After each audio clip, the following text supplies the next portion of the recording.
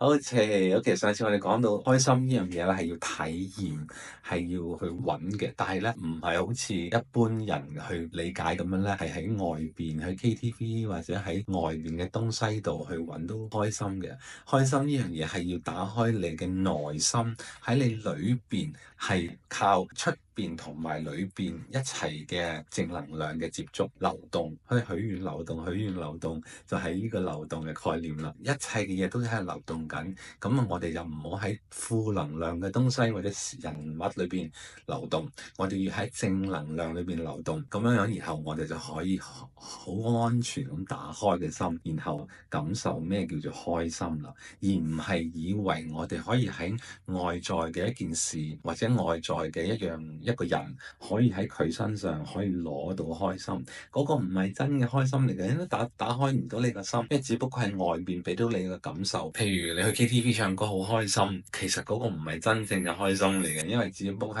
外邊一個我哋叫 stimulation，令到你有一種 high 嘅感覺，絕對係有嘅。但係同我喺閱讀裏邊講嗰隻開心咧，係有少少分別咯。